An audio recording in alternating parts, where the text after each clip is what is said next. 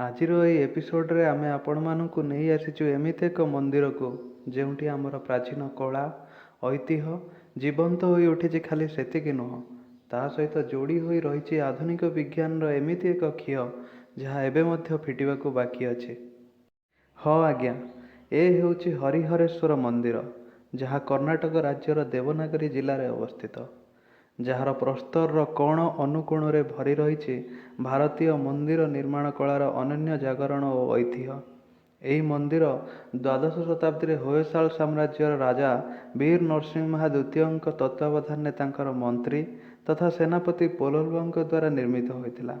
ଯଦିଓ ଦ୍ୱାଦଶ ଶତାବ୍ଦୀର ଶେଷ ଆଡ଼କୁ ରାଜା ନରସିଂହା ତୃତୀୟଙ୍କର ମନ୍ତ୍ରୀ ତଥା ସେନାପତି ସୋମଙ୍କ ଦ୍ୱାରା କିଛି ନୂତନ ସଂସ୍କରଣ ମନ୍ଦିରର ଶୋଭାକୁ ଆହୁରି ଦ୍ୱିଗୁଣିତ କରିଥିଲା। ମନ୍ଦିରର କଳା ଓ ସଂସ୍କୃତି ଆଜି ବି ଭଗବାନଙ୍କର ସେହି ଅବତାରକୁ ସ୍ମରଣ କରାଉଛି, ଯାହା ଦିନେ ସମଗ୍ର ସଂସାରକୁ ଅସୁରମାନଙ୍କ କବଳରୁ ରକ୍ଷା କରିଥିଲା। ଇତିହାସ କୁହେ ଯେ ଗୁହା ନାମକ ଏକ ଅସୁର ଦିନେ ଏହି ଜାଗାରେ ବସବାସ କରୁଥିଲା ଓ ପ୍ରଜାପତି ବ୍ରହ୍ମାଙ୍କୁ ତପସ୍ୟା କରି ବର ପ୍ରାପ୍ତ କରିଥିଲା ଯେ ସେ କେବେ ଭଗବାନ ବିଷ୍ଣୁ କି ମହାଦେବ ଶିବଙ୍କ ଦ୍ୱାରା ମୃତ୍ୟୁପ୍ରାପ୍ତ ହେବ ନାହିଁ। ବର ପ୍ରାପ୍ତ ପରେ ସମଗ୍ର ସଂସାରକୁ ଦୁଃଖ କଷ୍ଟ ଦେଇ ସଂସାରରେ ହାହାକାର ମଚାଇ ଦେଲା।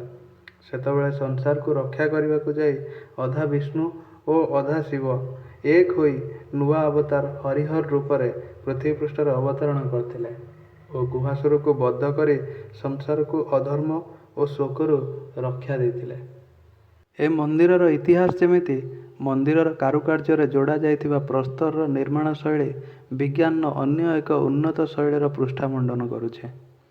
ମନ୍ଦିରରେ ଲାଗିଥିବା ଖୁଣ୍ଟଗୁଡ଼ିକର ନିର୍ମାଣ ଶୈଳୀ ଆଧୁନିକ ବିଜ୍ଞାନର ଧ୍ୱନି ତରଙ୍ଗ ମଡେଲର ଶୈଳୀ ସହିତ ଅବିକଳ ସମାନ ହୋଇ ଆଜି ବି ମନରେ ସୃଷ୍ଟି କରୁଛି ଏକ ପ୍ରଶ୍ନବାଚୀ, କାହିଁକିନା ମନ୍ଦିର ମଧ୍ୟରେ ପ୍ରବେଶ କଲା ପରେ ଆପଣମାନେ ବି ଶୁଣିପାରିବେ ପବନକୁ ଗୁଣୁଗୁଣୁ ହୋଇ ଗାନ କରିବାର।